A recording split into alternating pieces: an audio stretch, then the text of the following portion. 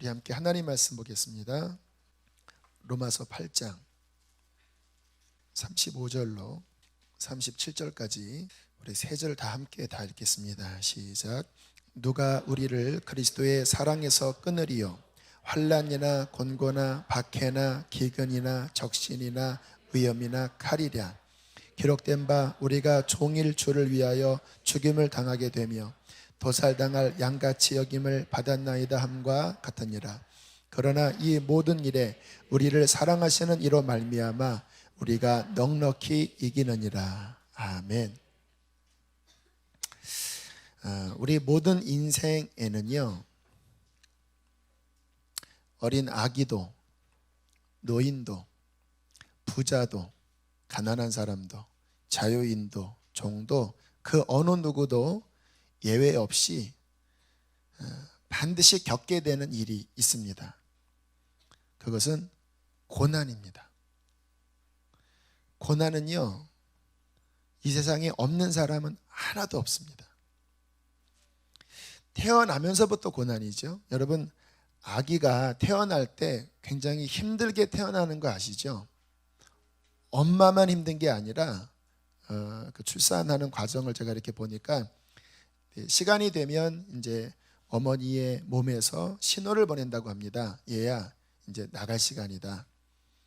그러면 엄마의 몸의 자궁이 수축을 하면서 그 아기를 밀어내기 시작하고요. 이제 문이 열리면서 아기가 나올 때 그냥 이렇게 쉽게 나오는 게 아니라 아기도 고생고생하면서 나온다라는 거예요. 그 산도라고 하지요. 출산하는 그 어머니의 골반을 이렇게 삐집고 나오는 게, 한번 생각해 보세요. 아이도 얼마나 답답하겠습니까? 그래도 물속에서 이렇게 지냈는데 갑자기 막 온몸이 막 밀어내면서 어머니의 그 좁은 곳을 막 타고 내려가는데 이게 쉽게 또 안 나오잖아요. 몇 시간 걸리잖아요. 그러니까 애가 너무너무 힘들대요. 그러다가 팍 태어나면 아기가 우는 소리 알죠? 응애 응애 응애 응애 하는 게 무슨 말이냐면 힘들었어 그 말이에요. 그래서 아기가 태어나면 참 다 웁니다. 아기도 울고 엄마도 울고 아빠도 울어요. 저도 큰아이는 못 봤는데 둘째 셋째는 이렇게 낳는 거를 봤는데 눈물이 나요. 감격도 되지만 그 아이의 그 슬픈, 막 태어나면서 너무 힘들게 그 흐느끼는 소리가 너무 그 조그만 게 가련하잖아요. 엄마도 막 거의 죽을똥 하면서 아이를 낳고. 여러분, 태어나면서부터 고난입니다. 그 아기의 울음소리는 인생의 예고편과 같아요. 어떠한 예고편입니까?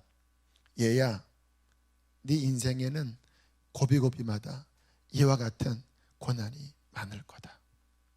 그리고 뭐 아니나 다를까 그 아이가 자라나는 고비고비에 얼마나 고난이 많이 있습니까? 시편 90편 10절에 모세의 시가 있는데요, 잘하는 말씀이 있습니다. 우리의 연수가 70이요 강건하면 80이라도 그 인생 연수의 자랑은 수고와 슬픔뿐이요 신속히 가니 우리가 날아가나이다. 대선지자 모세가 인생을 가리켜 했던 말, 인생이 7, 80년 사는데 그 인생이 기억나는 자랑거리는 수고와 슬픔밖에 없다라는 거예요. 참 사람이 이상하지요. 그 과거 이야기하면 거의 힘든 이야기들을 많이 해요. 뭐 국제시장 같은 것도 결국 다 그런 컨셉이잖아요. 옛날에 우리 어머니 아버지가 얼마나 힘든지 아니? 6.25를 지나고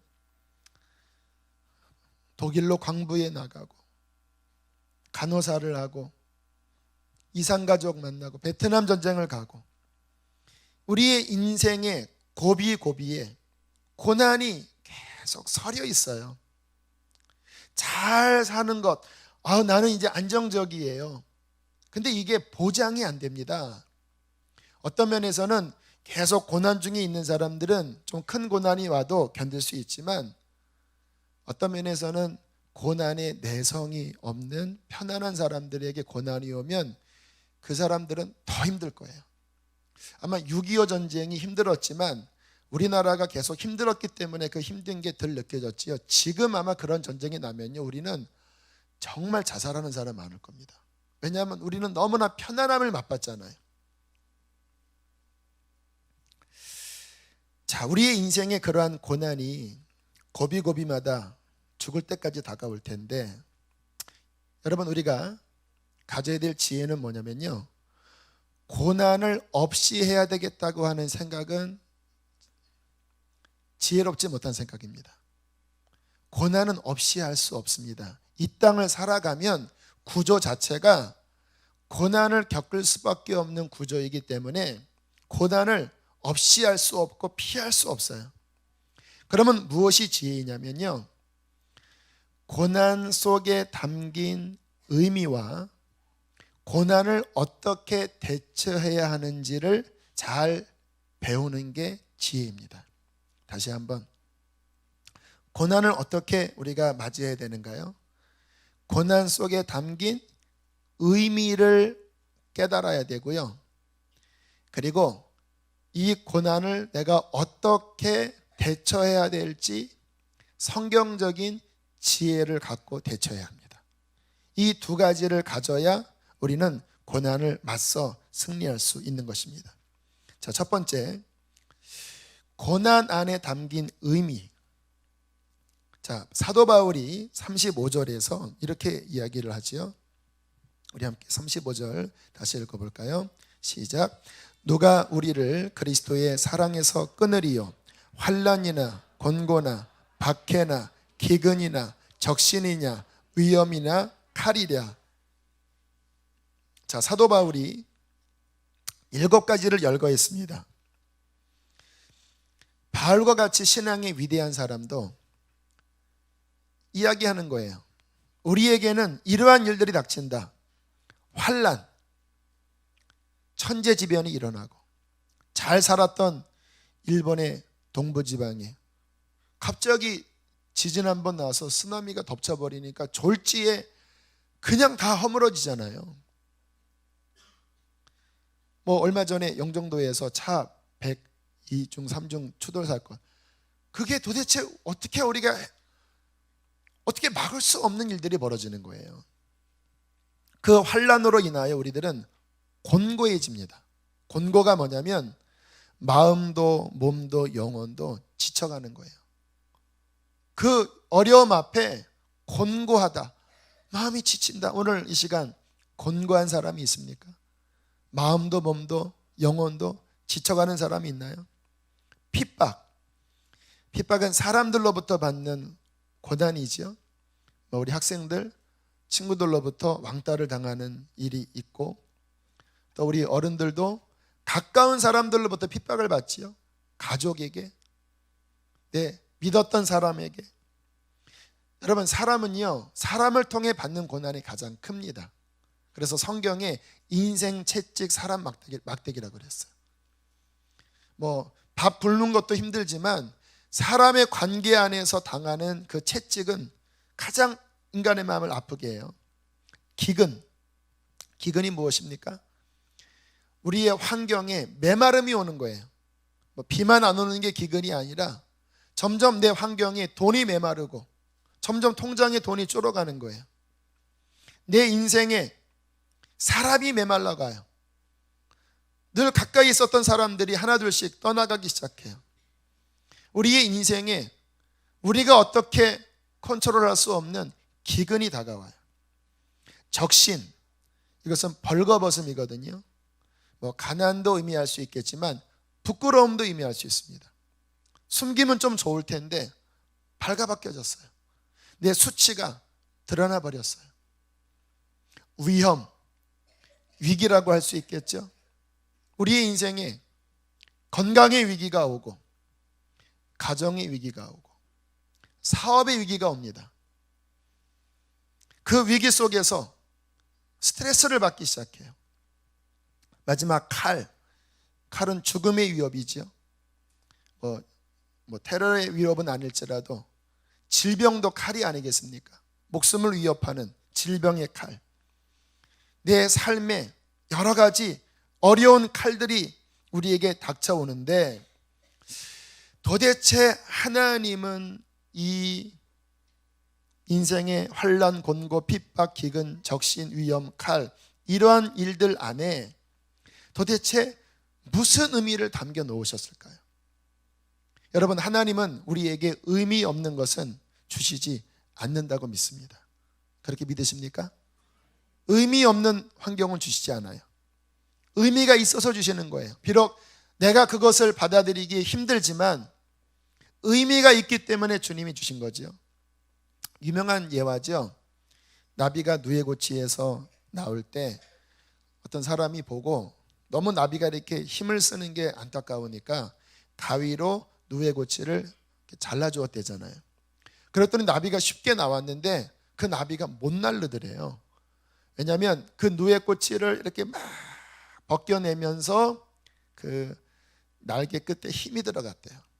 그러면서 날개가 퍼져야 되는데 이 고난을 감소시키겠다고 가위로 잘라버리니까 이 힘이 뻗칠 기회를 박탈당해서 결국 못 나르고 죽었다라는 거잖아요. 우리가 보기에는 힘든 건데 하나님의 섭리 안에는 그 고난에 의미가 있다고 성경은 말씀해 주시는 거예요. 여러분, 제가 지난주 또 고난에 관한 말씀을 전했는데요. 제가 그런 이야기를 했죠. 하나님은 우리의 인생의 고난의 과정을 반드시 단계 겪게 하신다. 면제하지 않는다. 그 시기에 훈련해야 될 것들은 하나님이 분명히 훈련시키십니다. 하나님 나라의 학교에 월반은 없어요. 그 과정 겪으셔야 돼요. 나비가 나오는 그 힘든 과정 겪어야 나는 것처럼 우리 하나님께서는 우리의 인생을 훈련하실 때 꼭 필요한 훈련을 그분께서는 하세요. 그러면 도대체 그 훈련의 의미가 무엇일까요? 몇 가지를 좀 살펴볼 수 있는데요. 첫 번째는 가장 기초적이면서도 중요한 것, 구원입니다. 여러분, 이 가운데 고난 때문에 구원받으신 분들 많이 계시죠? 고난이 없었다면 기도하지 않았을 것이고 하나님 찾지 않았을 것이에요. 그런데 고난 때문에 기도하시고 하나님을 찾으셔서 거듭나신 분들 계실 것입니다. 그러면 고난보다 고난으로 주어진 유익이 억만 배는 더 큰 거죠. 또 하나는요, 변합니다. 구원받았지만요, 우리는 옛사람의 습성을 쉽게 못 벗습니다. 내 속에 생명은 돌아왔지만 여전히 나는 죄가 좋아요. 여전히 나는 음란한 게 좋고 여전히 나는 세상이 재밌어요. 여전히 나는 거듭났을지 몰라도 내 안에는 교만함이 덕지덕지 붙어 있어요. 이거를 어떻게 떼어냅니까? 구원받아서 이제 주님의 새로운 형상을 본받아야 하는데 내 안에는 너무나 옛사람이 너무나 딱딱하게 묶여 있는데 어떻게 변화되죠? 그 박보현 목사님이 몇 년 전에 하셨던 인상 깊은 이야기가 있습니다. 이제 박 목사님이 미국에 코스탄가요? 어떤 집회에 이제 가셨었는데 그때 여러 우리나라의 귀한 목사님들과 함께 이제 강사로 서셨대요. 근데 한 방에 지냈던 어떤 목사님에 대한 이야기를 하시더라고요. 너무 교만하더래요. 누구인지는 이야기하지 않겠습니다. 말을 하면 나이도 훨씬 어린데 너무 건방지게 이야기를 하더래요. 그냥 태생이 그러세요, 이분이. 말이 좀 그러네. 좀 이렇게 천성적으로 그래요. 이렇게 막 좀 그런 면 때문에 또 한국 교회에서 굉장히 센세이션 있게 관심은 받았지만, 근데 목사님 보시기에 너무 교만하다. 그때 마음속에 그런 생각이 들었다고 그래요. 하나님이 이분을 사랑하시면 때리시겠구나. 하나님이 사랑하시면 이분을 치시겠구나. 아니나 다를까 몇 년 뒤에 아주 엄청난 일이 발각이 되면서 정말 꼭대기까지 올라갔다가 바닥까지 추락해서 어떤 면에서는 공개적인 사역은 끝나버리셨습니다. 물론 지금 나름대로 사역은 하시지만 정말 끝나셨어요. 공개적인 사역은. 하지만 그때 이제 박 목사님이 말씀하실 때 그 사건이 벌어졌을 때 그분을 위해서 기도했대요. 하나님, 이 일을 통하여서 정말 겸손해지고 정말 주님의 마음을 깨닫는 종이 되게 해달라고. 여러분, 하나님이 사랑하는 사람들은요, 연단과 고난으로 그 안에 있는 깨트려야 될 것들을 깨트리십니다. 그게 아마 지금 저나 여러분을 다루시는 하나님의 손길일 수 있어요. 힘들지만 주님은 우리의 복받지 못할 육신의 교만함들, 내 옛사람의 죄를 사랑하는 그거 끊어내지 않으면 지옥 가잖아요. 성경에 내 눈이 범죄케 하거든 뽑아버려라. 그 눈을 가지고 지옥불에 던지는 것보다 차라리 안 못 보는 게 낫다 그러잖아요. 주님께서 내 인생의 환난을 통해서라도 나를 망하게 하는 그 죄악을 잘라내신다면 그것이 하나님의 축복이 아니겠습니까? 고난을 통해서 잘라내신다라는 거예요. 하나님께서는 고난을 통해서 우리에게 겸손을 배우게 하십니다. 지금 몇 주 동안 계속 이 강단에서 주님이 겸손에 대하여 말씀을 전하게 하시는데요, 겸손이 그만큼 중요한 거예요. 그 원정석 권사님 그 간증 들어보면 아마 기억하실 거예요. 이분이 가난하게 살다가 하나님 지혜 주셔서 서울대 의대 아마 차석으로 들어가셨고, 이제 의과대학 그 의사 시험은 아마 수석을 하셨던 것 같은데, 딱 수석하자마자요, 와, 지금도 그러나는 모르겠네, 우리나라 재벌집 그 총수 그 사위 삼으려고요, 차들이 그냥 그 앞에 쫙 서 있대요. 이렇게 학교 가면요 막 모셔가느라고. 그래서 너무 차가 많이 서서 여기서 종로까지는 A그룹 차, 종로에서 뭐 어디까지는 뭐 이렇게까지 할 정도로 이제 그렇게 이제 하나님이 그 인생을 되셨는데, 이제 방위를 가게 됐대요. 6개월 방위를 가게 됐는데, 그 방위 그 초반부에 아주 악독한 고참을 만나게 하셨는데요, 그 일하러 들어가면 그 정문에서 그 고참이 아주 한 30분을 얼차려를 시킨다라는 거예요. 앉아, 일어나, 기어, 다시 갔다 와. 너무나 힘들게. 야, 이거 도대체 왜 내가 이런 악한 사람을 만났나. 근데 그때 마음속에 하나님이 너 겸손하게 지금 훈련시키는 거야. 지금 이거 통과하지 않으면 너 앞으로 의사 될 텐데 너 지금 훈련 받아라. 그래서 기쁘게 웃으면서 그 훈련을 받았더니요, 저 한 달인가 지나서 어떤 높은 사람이 오더니, 어이구 원 선생님, 이게 지금 무슨 일입니까? 아니 이 위대하신 분이 어떻게 이럴 수가 있습니까? 그러더니 싹 빼갔다라는 거예요. 더 이상 그거 못 겪게 하려고. 여러분, 하나님은요 우리의 인생 반드시 바닥을 경험하는 훈련을 시키십니다. 사랑하시는 사람일수록 바닥을 경험하는 훈련 시키세요. 왜? 그래야 높은 데 올려도 바닥을 경험하는 훈련을 한 사람이어야만 높은 데 올라가도 교만하지 않아요.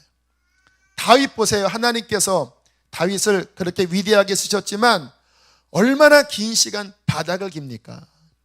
침을 흘리면서 미친 죄를 하고 광야에서 이리저리 도망다니고 그 긴 시간 바닥을 경험하니까 나중에 왕이 되어서 그래도 휘청거렸지만 끝까지 갔지요. 솔로몬은 보세요. 바닥 경험 안 했습니다. 태어나면서부터 왕자였고 그 인생에 아버지가 이뤄놓은 엄청난 업적을 그냥 맨입으로 받아먹었습니다. 그러니까 솔로몬은 정말 어떤 면에서는 축복된 사람이지요. 왜냐하면 성전도요 이미 다윗이 다 준비 끝내버렸습니다. 모든 길을 다 닦아놨어요. 그러니까 솔로몬은 그냥 왕이 된 다음에 아버지의 육적 영적 유산을 그냥 그거 받아서 그냥 앞에서 이렇게 그냥 받아 먹은 것밖에 없어요. 솔로몬의 말로 아시죠? 우상 숭배해 버리잖아요. 몰라서 그렇게 하는 게 아니에요. 알아도 연단되지 않으면요 그 자리에 가면 인간은 넘어지게 되어 있습니다. 그러니까 하나님께서 우리를 훈련시키신다라는 거예요. 저 같은 경우에는 뭐 재미있는 하나의 에피소드인데 2003년도에 이제 안상하나님교회 부목사로 처음 갔습니다. 근데 가자마자 유목사님이 이제 이쪽 선한목자교회로 옮기시면서 교회가 한 두세 달 좀 혼란스러운 기간이었습니다. 그때 이제 교인들은 힘들어하고, 그래서 부목사님들이 뭐 주일 설교 또 금요 설교를 돌아가면서 했는데, 제가 그때 간지 한 두 달밖에 안 된 그 시기에 그 일이 일어났는데 금요 성령 집회에 히트를 쳤습니다. 그냥 센세이션을 일으켰어요. 막 사람들이 막 웃고 막 충만하고 막 여기저기서 막 탐복하고 막 하는 막 너무너무 은혜롭게. 2003년이니까 12년 전이죠 벌써. 참 마음에 쭉 올라가더라고요. 이렇게 또 나이도 어리니까. 근데 그 다음날 무슨 일이 있었냐면요, 이제 교회 현관에 이렇게 목사님들도 있고 평신도들도 있는데 아마 예배 끝나고 그런 시간이었을 거예요. 여기 박스가 이렇게 놓여 있었습니다.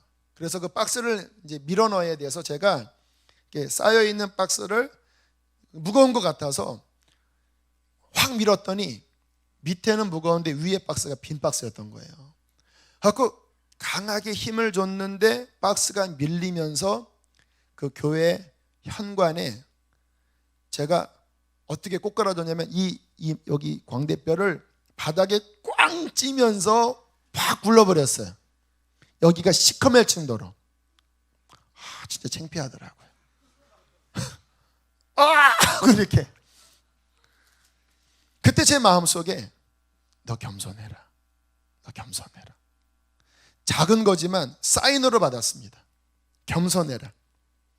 여러분, 우리가 겸손을 배워야, 연단을 통해서, 실패를 통해서 겸손을 배워야 성공을 감당할 수 있습니다. 따라해 보겠습니다. 겸손을 배워야, 다시요, 실패를 통해 겸손을 배워야 성공을 감당할 수 있다.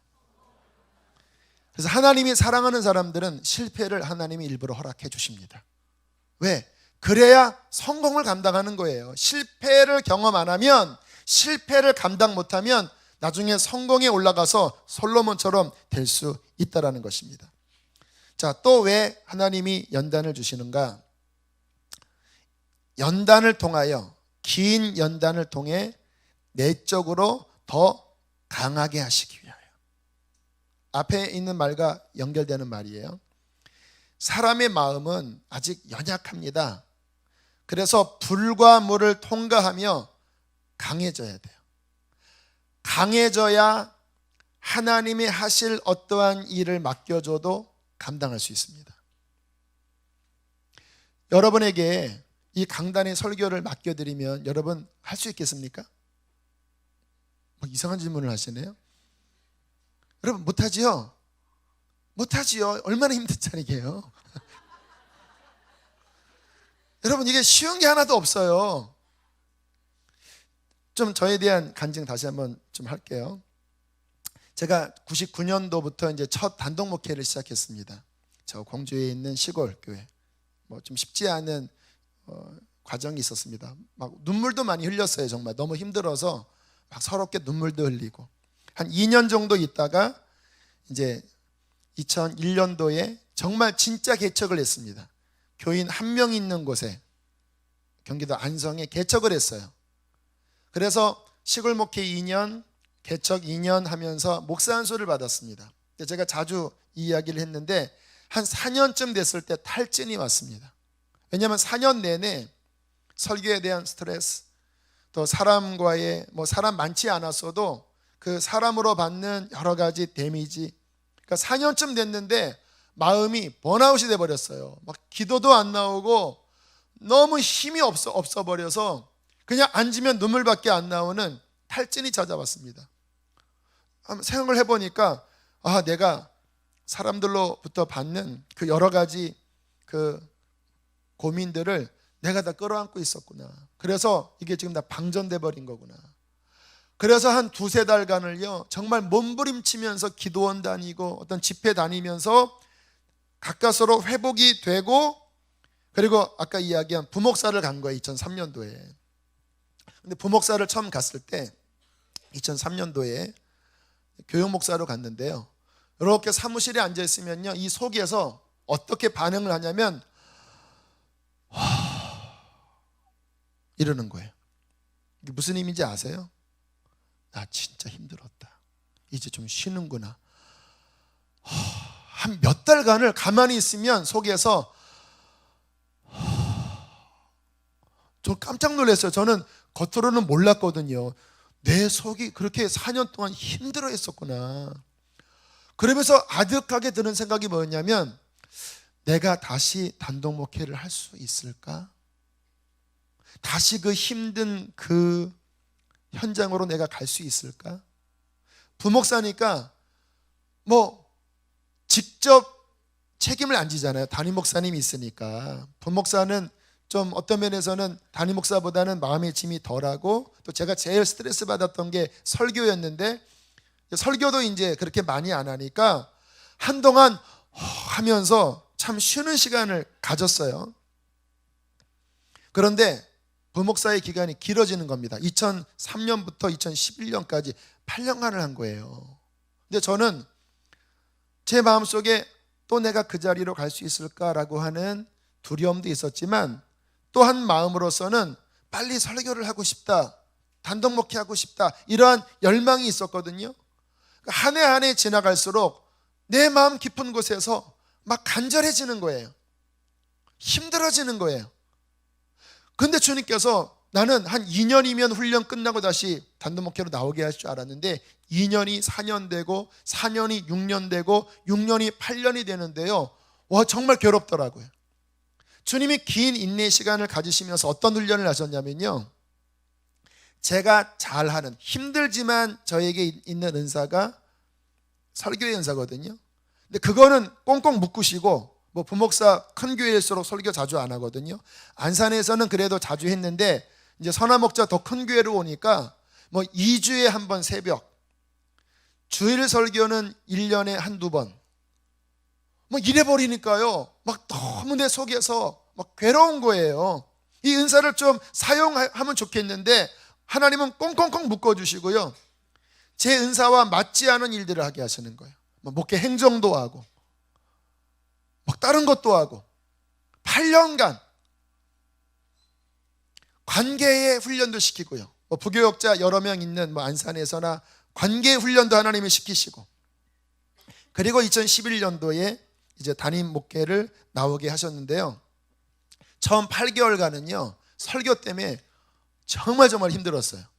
왜냐하면 그렇게 1년에 2번 주일 설교하고 2주에 한 번 간단한 새벽 설교하고 뭐 수요일 설교는 몇 개월 이렇게 하다가, 이게 막 다 제가 설교했잖아요. 초기에는 새벽 강대형, 수요 강대형, 금요 강대형, 주일 강대형, 전문학교 강대형, 살이요 빠지기 시작하는데 진짜 지금보다 한 5kg 얼굴, 그때 아실 거예요. 제가 몸도 막 야이고, 제가 그때 산업목적에 가면 막 저를 되게 불쌍하게 봤습니다.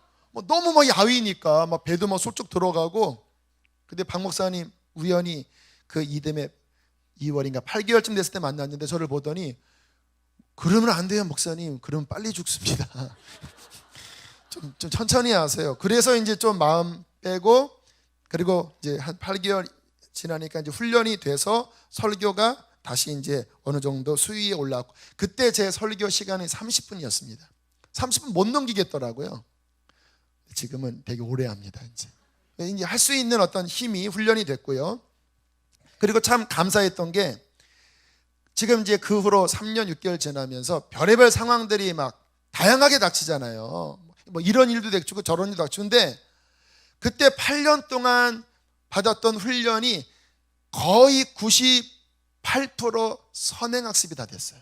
그러니까 어떠한 상황이 돼도 제 안에 그땐 그랬지, 그땐 이렇게 풀었지 하고 그렇게 대처할 수 있어요. 그래서 참 제가, 야, 그때 받은 훈련이 이게 다 쓸모가 있었구나.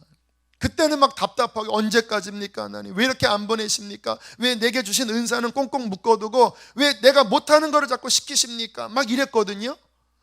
근데 지나고 나는데 그 그 연단의 과정이 저를 꼭 필요한 것들을 준비시키시면서 지금의 이 무게를 감당할 정도의 내적인 역량을 주님이 준비시키셨어요. 할렐루야. 그 훈련 안 받았으면요, 개척교회 이렇게 못합니다. 다양한 사람들이 오고 뭐 큰 교회에서들 오시고 막 다 이러는데 제가 갈피를 못 잡겠죠. 나이도 젊잖아요. 주님께서는 긴 연단을 통해서 여러분을 준비시키십니다. 내가 모르는 어떠한 것을 준비시키십니다.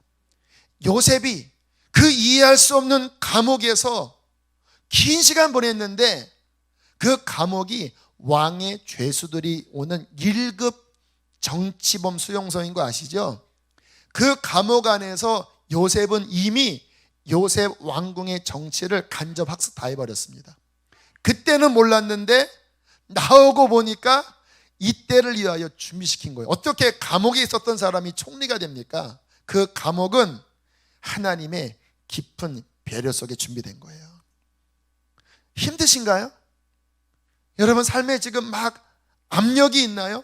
그게 훈련이에요. 그게 그 압력을 받으면서 힘들어 또 해야 돼. 이거 또 인내해야 돼. 이게 지금은 답답한 일일지 몰라도 나중에 지금보다 더 중요한 상황을 감당할 수 있도록 주님이 연단하고 계시는 것입니다. 감사하시길 바랍니다. 주님은 그 모든 것들을 통해서 결론적으로 뭐를 주시길 원하시느냐? 마침내 복을 주기 위함입니다. 그 신명기 8장에 나오죠. 왜 내가 너를 광야를 지나게 했는지 아느냐? 왜 너로 하여금 뱀과 전갈이 있는 그 위험한 땅을 지나게 했는 줄 아느냐? 마침내 복을 주려 함이었노라. 결국 결론은요, 복입니다. 우리 복의 근원이신 하나님이 우리의 인생을 끌어가는 목적점은 지금은 힘든 고난일지 몰라도 결론은 복입니다. 그럼 그 복은 무엇일까요? 물론 환경이 풀리고 그리고 모든 것이 형통한 것도 복일 수 있지만 성경에서 말씀하시는 복은 뭐냐면요, 진정한 신앙인이 되는 거예요. 어떠한 신앙인이 진정한 신앙인입니까? 주님이면 충분합니다. 그 사람 만드는 거예요. 가만히 한번 보세요. 여러분 내면을 보세요. 정직하게. 주님이면 충분합니다. 이 고백을 내 안에서 몇 프로 정도 할 수 있어요? 자, 한번 해보세요. 한번 주님 바라보시면서 입으로 주님이면 충분합니다 해보세요. 시작. 퍼센테이지 나오죠? 이 속에서는 아직 아닌데, 난 아직 주님 말고 다른 거 더 붙잡고 있는 거 많은데, 나 아직 다른 거 사랑하는 거 많은데, 물론 나 주님 원해요. 하지만 10%예요. 나 주님 원해요. 20%예요. 여러분 진정한 복은 뭐냐면요, 내 속에 있는 100%가 주님이면 충분합니다. 이 고백하는 게 가장 큰 복이에요. 왜? 그 사람과 주님은 함께 하시기 때문에. 이게 가장 큰 복인데 이게 잘 안 만들어지잖아요. 근데 주님이 연단을 통하여 다 잘라내시고 정말 우리 안에 주님만 남게 하셔서 하나님이 함께 하시는 가장 복된 사람을 만들어주세요. 가장 큰 복은 무엇입니까?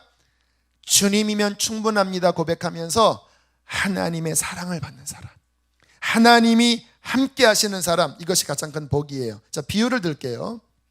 자, 여기 한 사람이 있습니다. 교회를 다녀요. 근데 하나님을 내면에서 의지하지는 않아요. 뭐 안 믿는 건 아니에요. 그런데 너무 자아가 강한 사람이에요. 강해요. 나의 힘으로 살아가는 힘이 많아요. 그러면 그 사람은 성공합니다.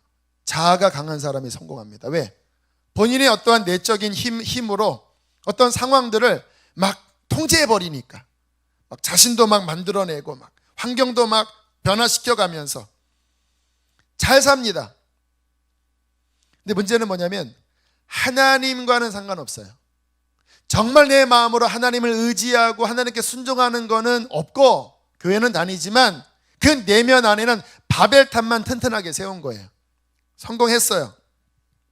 자, 근데 그 인생에 고난이 왔습니다. 뭐가 왔다고요? 고난이 왔어요. 고난이. 갑자기 막 환란이 왔어요. 막 내가 어떻게 할 수 없는 막 인생의 지진이 왔어요. 막 사람들로부터 막 엄청난 공격을 당하기 시작했어요. 힘이 들겠죠? 자아가 강한 사람일수록 통제가 안 되면 더 힘들거든요. 그런데 안 풀려요. 왜? 하나님이 연단하시면요, 아무리 강해도요 안 풀려요. 왜? 하나님이 작정하셨기 때문에, 깨트리시기로 작정하셨기 때문에. 그 환난 중에 점점 자아가 깨집니다. 내 힘으로 안 되는 게 있구나. 나는 이제 정말 하나님을 찾아야 되겠구나. 그래서 이제 내 뜻 내려놓기 시작해서 대단한 거지요. 이 자아가 강한 사람이 내 뜻을 내려놓기 시작하는 것은 엄청난 변화입니다. 이제는 내 뜻 내려놓고 주님, 하나님만 의지합니다. 그러면서 드디어 진짜 신앙을 배우기 시작했어요. 아, 그동안 내가 너무 내 맘대로 살았구나. 이제 내가 진짜 하나님 의지해야 되겠다. 그래서 정말 무릎 꿇고, 그전에는 형식적으로 기도했는데 이제는 진짜 간절하게 기도해요. 막 기도하니까 막 눈물도 나요. 왜? 그동안 내 맘대로 살았던 죄가 깨달아지면서, 그러면서 막 회개가 되면서 마음이 씻겨져요. 그랬더니 무슨 일이 벌어집니까? 성령이 임하시기 시작해요. 할렐루야.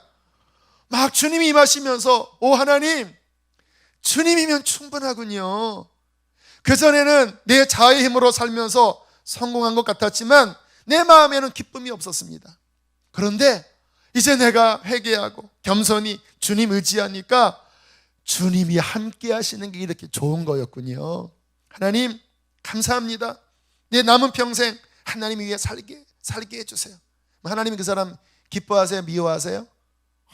주님이 막 너무 기쁘신 거예요. 막 그러니까 막 은혜를 부어주시고, 그리고 그 사람 가는 곳에, 비록 사업은 안 풀렸지만 그 사람 가는 곳에 하나님이 임마누엘로 임재하고 계셔요.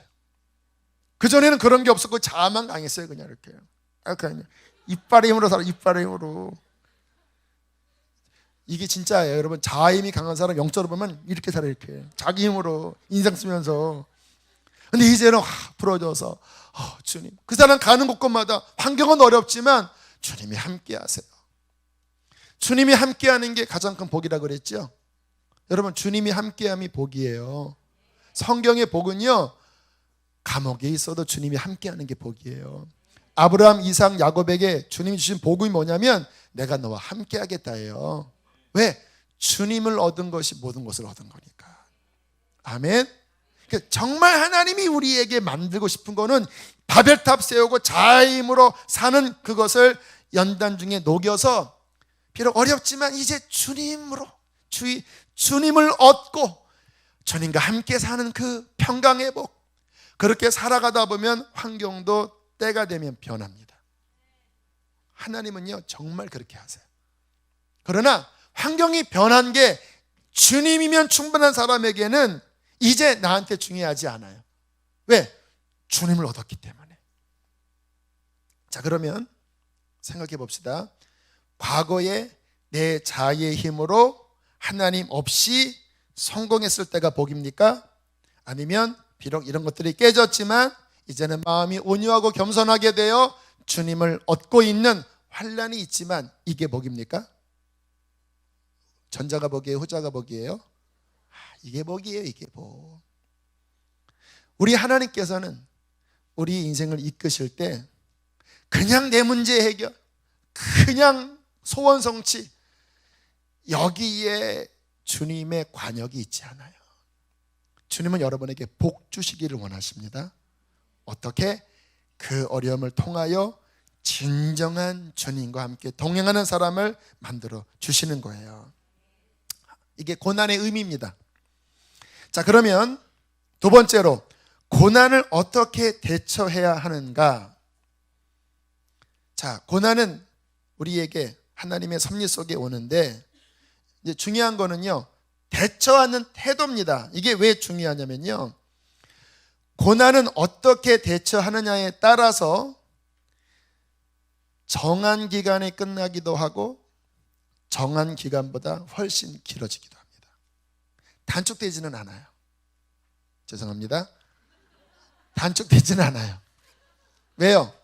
하나님의 완벽한 이 고난을 통하여 이루시고자 하는 시간이 있습니다. 밥 하나 할 때도요, 먹으려면 뜸 들여야 돼요. 그 뜸을 단축시켜 버리면 설익어요. 그러니까 고난을 단축시켜 달라고는 바라지 마십시오. 하나님의 정한 때까지 감당하게 해달라고 기도하셔야 합니다. 그런데 문제는 뭐냐면, 잘 우리가 순종하면 정한 기간에 끝나는데 인간적으로 대해버리면 원망하고 불평하고 대들고 분노하고 하면요, 훨씬 길어집니다. 이스라엘의 광야 사건입니다. 1년 반 정도면 가나안 들어갔어요. 그런데 그들이 인간적으로 반응했어요. 원망하고 불평하고 짜증내고 믿지 않으니까 40년을 돌았습니다. 어쩌면 많은 사람들이 고난이 올 때 믿음으로 반응해서 정한 기간에 끝나는 사람보다 막 뭐가 안 되면, 지금 연단인데 막 하고 막 섭섭해하고 막 분노하고 막 실망하고, 그래서 막 죄짓고 하면서 그 기간을 몇 배나 길게 반응하는 사람들이 많으실 거예요. 그렇죠? 자수하세요. 많아요. 믿음을 보겠느냐? 믿음을 보겠느냐? 어떤 좋으면 막 할렐루야, 난 주를 위해 삽니다 하다가 뭔가 하나님이 막으시면 막 하나님께 섭섭해하고, 그래서 막 내 육신의 마음대로 막 행하면서 하나님께 막 토라지고 삐지고, 계시면 그럴 수가 있냐고 하고, 그리고 막 술도 마시고 이렇게. 그래서 길어지는 거예요. 어떻게 대처하느냐에 따라서 그 고난이 하나님이 원하시는 좋은 열매가 되기도 하고, 히브리서 12장 5절 6절 11절입니다. 또는 쓴뿌리가 되기도 합니다. 고난 중에 변화된 사람도 있고요, 고난 중에 쓴뿌리 생긴 사람도 있어요. 천지차이입니다. 하나님은 쓴뿌리를 원하지 않으셨어요. 이스라엘이 그 광야를 지날 때 쓴뿌리 나기를 원치 아니하셨어요. 그런데 그들은 쓴뿌리 나는 것으로 반응하다가 38년 돌았습니다. 40년 돌았어요. 어떻게 고난을 대처해야 할까요? 믿음으로 대처하셔야 합니다. 이스라엘이 왜 원망했는지 아세요? 믿지 않았기 때문에. 그들이 계속 불평했던 것은 뭐냐면, 하나님 믿지 않고 눈에 보이는 것으로 반응한 거예요. 그 주님께서 나중에 뭐라고 이야기합니까? 언제까지 믿지 않겠느냐? 언제까지 내게 원망하고 10번도 더 보여줬는데 언제까지 안 믿겠느냐? 이 믿음 없는 백성들은 광야에서 다 죽게 하겠다 그러잖아요. 자, 우리는 어려움이 와도 어떤 믿음을 가져야 되냐면요, 주님이면 이길 수 있다. 따라합시다. 주님이면 이길 수 있다. 이 믿음으로 환난, 곤고, 핍박, 기근, 적신, 위험, 칼, 주님의 뜻이 있으셔서 나를 깨뜨리시고 변화시키기 위하여 주시는 그 정한 과정을 통과할 때 주님이면 이길 수 있다라고, 그 믿음으로 여러분은 통과하셔야 합니다. 자, 35절 로마서 8장 35절로 37절 본문 다시 한번 읽어보세요. 시작. 누가 우리를 그리스도의 사랑에서 끊으리요? 환난이나 곤고나 박해나 기근이나 적신이나 위험이나 칼이라. 기록된 바 우리가 종일 주를 위하여 도살당할 양같이 여김을 받았나이다 함과 같으니라. 그러나 이 모든 일에 우리를 사랑하시는 이로 말미암아 우리가 넉넉히 이기느니라. 믿음입니다. 이런 것이 닥치지만 날마다 도살장에 끌려가는 자처럼 나는 살지만 이 모든 일에 우리를 사랑하시는 이로 말미암아 나는 넉넉히 이긴다. 이게 주님이 우리에게 바라시는 믿음이에요. 이 믿음을 가질 때 주님은 그를 더욱더 도와주실 것입니다. 여러분, 로마서의 핵심적인 주제가 뭐냐면 의인은 믿음으로 산다예요. 구원도 믿음으로 받고 이 환난과 시험을 이기는 것도 역시 믿음입니다. 믿음. 눈에 보이는 것으로 반응하는 것이 아니라 영의 눈을 들어 주를 향한 믿음으로 반응보셔야 돼요. 주님은 믿는 자를 찾으시는 거예요. 주님으로 나는 이길 수 있습니다. 주님이면 충분합니다. 주님은 나의 힘이시요 나의 생명이십니다. 환난이 와도, 내가 곤고해져도, 핍박이 와도, 기근이 오고 발가벗겨지고 위기가 오고 칼이 온다 해도 이 모든 일에 나를 사랑하시는 주님 때문에 나는 언제나 이길 것입니다. 넉넉히 이길 것입니다. 주는 나의 힘이십니다.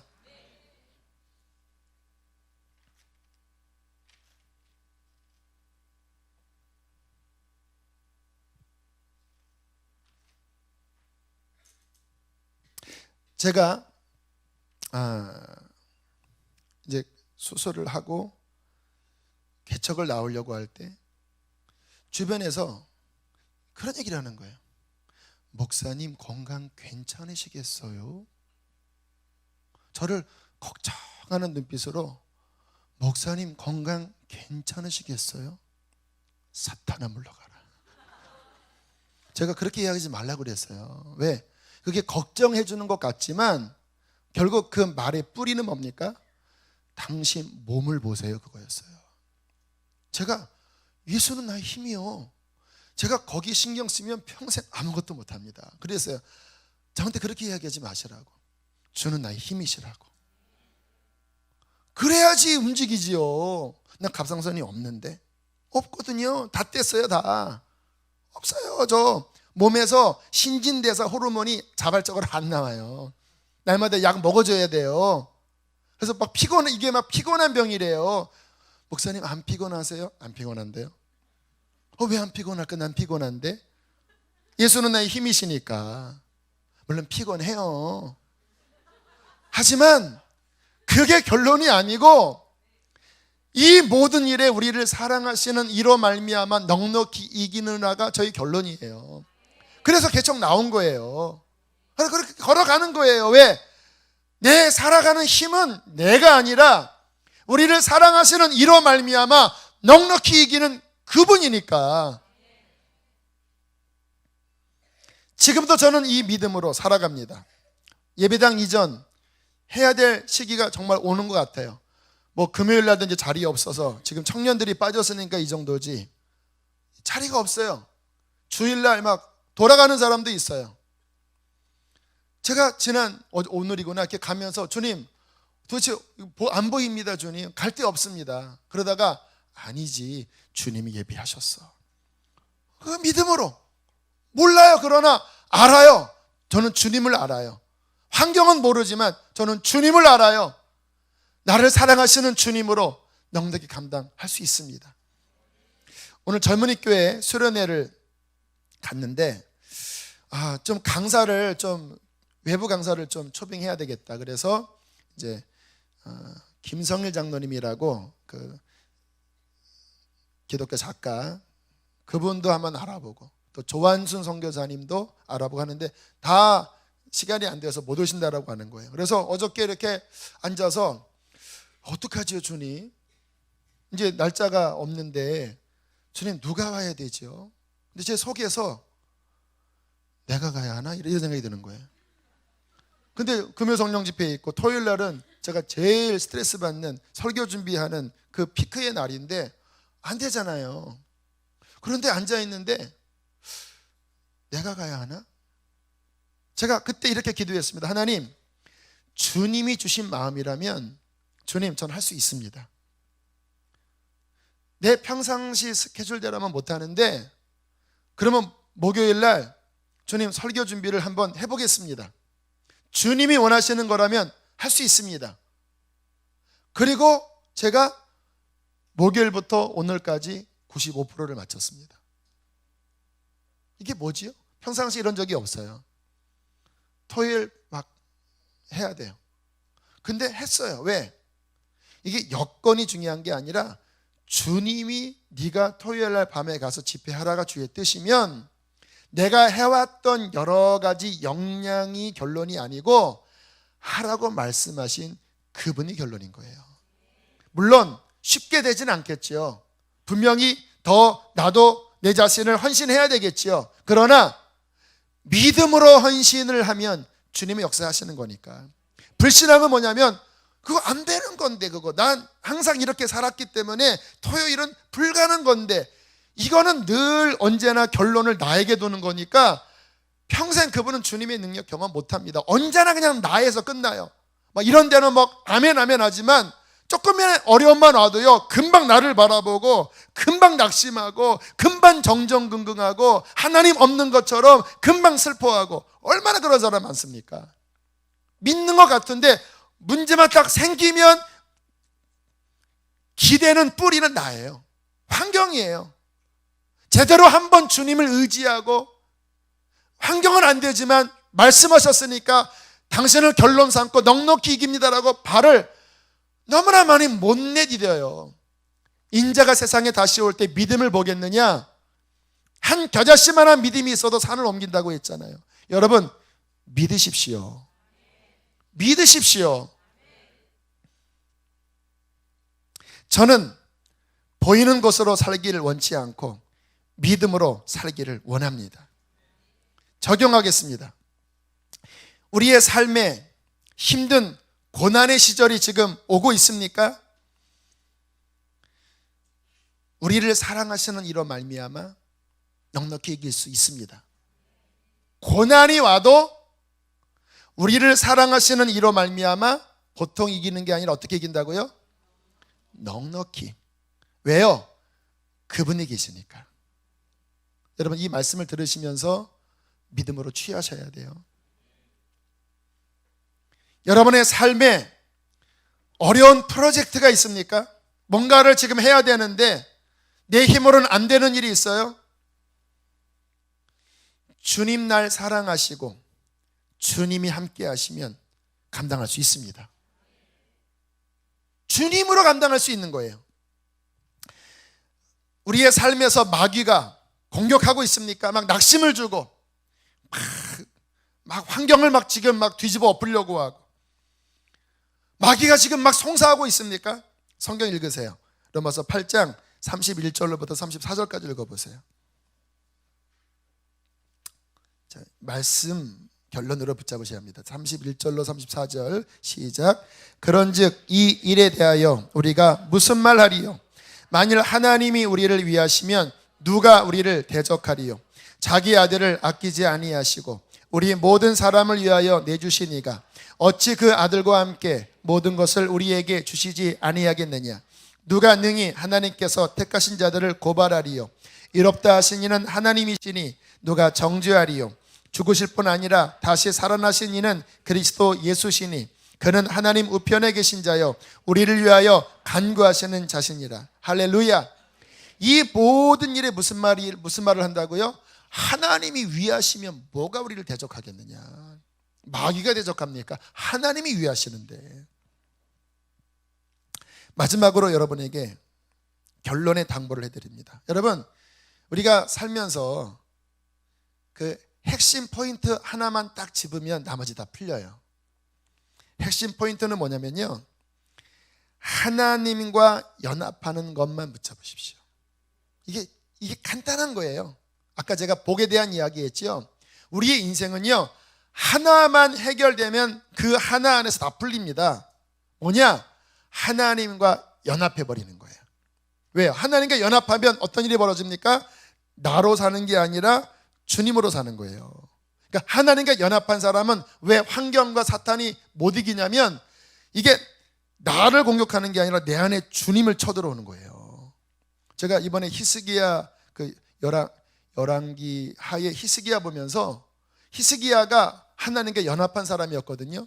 그 당시에 최강대국 아수르 왕이 쳐들어왔을 때 처음에는 히스기야가 막 전전긍긍했어요. 그런데 히스기야가 하나님과 연합해 버리니까 아수르 왕의 그 최강대국 아수르 왕의 그 조롱이 히스기야에게로 가는 게 아니라 하나님께로 가는 거예요.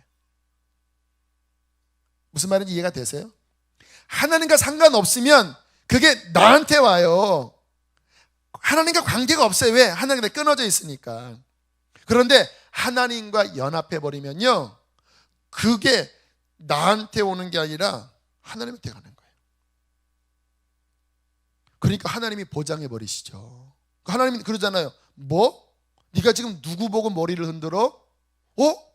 너가 지금 감히 거룩한 하나님한테 그래? 너 오늘 끝난다. 18만 명이 하루에 송장이 돼버렸습니다. 그 전에 왕들한테는 그런 하나님의 특별한 보호가 없었어요. 왜? 하나님과 끊어져 있으니까. 근데 하나님과 연합되어 있으니까 그게 히스기야 혼자 살아가는 게 아니라 하나님께 이렇게 다 되는 거예요. 그러니까 왜 하나님과 연합이 왜 중요하냐면요, 모든 환경 중에 하나님과 연합한 사람은요, 문제가 와도 주님께 가는 거고, 그것을 대처하는 것도 하나님부터 나가는 거고. 하나만 붙잡으세요. 하나만. 주님께 연합하십시오. 주님께 끊어지면서 사는 것은 재앙이에요. 성공해도 그거 재앙이에요. 하나만, 주님, 다 주님께 붙어 있겠습니다. 어떻게 붙어 있습니까? 날마다 죄 회개하고 오직 하나, 마음을 다하여 하나님을 사랑하고 붙잡으세요. 주님과 연합하는 것은 간단합니다. 마음을 다하여 주님 붙잡으시면 돼요. 마음을 다하여 성경 읽으시고, 막 죄의 유혹이 왜 없습니까? 하지만 그것과 싸우면서 마음을 다하여 주님, 저 주님 사랑합니다. 그 전심의 마음만 보이시면요, 주님이 좋아 죽으세요. 좋아 죽으세요. 주님은 안 죽으십니다. 그러나 막 주님 막 너무 아이고 이거사 그냥. 주님이 원하는 거는 복잡한 게 아니에요. 마음 다하여 주님, 나 말씀 사랑합니다. 주님, 저 주님 없이는 못 살아서 이 새벽에 나왔습니다. 주님 나의 전부입니다. 그렇다고 그 사람은 완벽하지 않아요. 마음에 죄의 욕동도 많고 또 넘어지기도 해요. 그러나 주님, 내게는 십자가가 필요하고, 주님, 당신밖에 나는 없습니다. 주님은 그 사람을 꼭 끌어안고 그를 보호하십니다. 그리고 하나님의 모든 자원이 그리스도 예수 안에서 우리 것이 됩니다. 그 아들을 내어주시니까 아들과 함께 무엇을 안 주겠느냐. 이 모든 일을 당해도 우리를 사랑하시는 이로 말미암아 우리가 넉넉히 이기느니라. 사망이나 생명이나 천사자들이나 높음이나 기쁨이나 어떠한 피조물이라도 하나님 그 사랑에서 끊을 수 없다. 주님께 연합해 있으십시오. 할렐루야. 그러면 고난도 유익이 될 것이고, 고난도 승리하게 될 것이고, 우리의 삶에 하나님의 함께 하심으로 우리는 만족하게 살 것이고, 그와 동행하다 보면 환경도 하나님 안에서 다 정리되면서 두루두루 복되게 만들어 주실 거예요. 그러한 인생 되시기를 축복합니다. 우리 함께 이 시간 힘차게 찬양합시다. 우리 내가 매일 기쁘게. 내가 매일 기쁘게 술래 얘기를 행함은 주의 팔이 나를 안보하며, 내가 주의 큰 복을 받는 참된 비결은 주의 영이 함께한. 한 번 더. 내가 매일 기쁘게. 내가 매일 기쁘게 술래 얘기를 행함은 주의 팔이 나를 안보하며, 내가 주의 큰 복을 받는 참된 비결은 주의 영이 함께하니. 아멘. 성령이 계시네. 성령이 계시네. 할렐루야. 함께 하시네. 좁은 길을 걸으며 밤낮 기뻐하는 것 주의 영이 함께 성령이 계시네 성령이 계시네 할렐루야 함께하시 아멘 좁은 길을 걸으며 밤낮 기뻐하는 것 주의 생명 주께 있네 생명 주께 있네 능력 주께 있네 소망 주께 있네 주 안에 있네 생명 주께 있네 능력 주께 있네 소망 주께 있네 주 안에 있네 생명 다해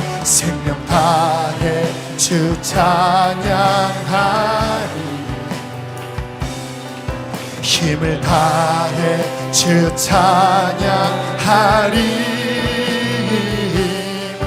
내 생명 다해 내 힘을 다해 모든 소망 주님께 생명 주께 있네 능력 주께 있네 소망 주께 있네 주 안에 있네 생명 주께 있네 능력 주께 있네 소망 주께 주 안에 있네 주 안에 있네 주 안에 주께 아무것도 두려워하지 말라 아무것도 두려워하지 말라 또 두려워 말라 주 너의 하나님이 지켜주시네 놀라지 마라 겁내지 마라 주님 나를 지켜주시네 내 맘이 힘에 겨워 지칠지라도 주님 나를 지켜주시네 세상에 험한 풍파 몰아치려도 주님 나를 지켜주시네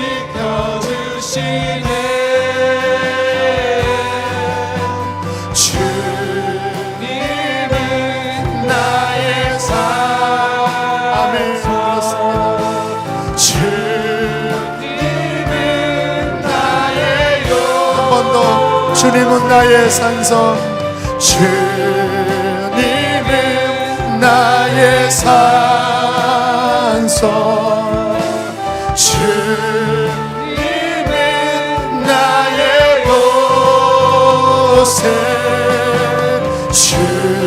주님은 나의 소망 나의 힘이 되시며 내 맘이 힘에 겨워 지칠지라도 내 맘이 힘에 겨워 지칠지라도 주님 나를 지켜주시네 주님 세상에 험한 풍파 몰아칠 때도 주님 나를 우리 주님 앞에 오른손을 믿음으로 높이 들고 선포합시다 주님은 나의 내 인생의 산성이 되신 나의 하나님 주님은 나의 요새 주님은 나의 소망 나의 힘이 우리 마지막 전심을 다하여 주님은 나의 산성 주님은 나의 산성 주님은 곳에 주님은 나의 소망 나의 힘이 되신 여호와. 주님께서 오늘 이 밤에 우리를 일으켜 세워 주실 것입니다.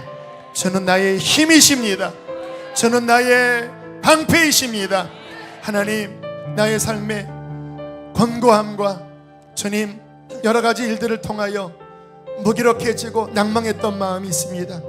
또는 주님 나의 삶에 내가 죄를 이기지 못하고 넘어졌던 것들이 있습니다. 그러나 하나님, 우리를 사랑하시는 주님의 그 사랑을 통하여 우리는 다시 회복되고 넉넉히 이길 줄로 믿습니다. 주님의 보혈로 나를 다 씻어주시고 주님의 사랑으로 나를 일으켜주시고 오직 믿음으로 살게 하여 주시옵소서. 주여, 크게 두 번 부르시고 기도하시겠습니다. 주여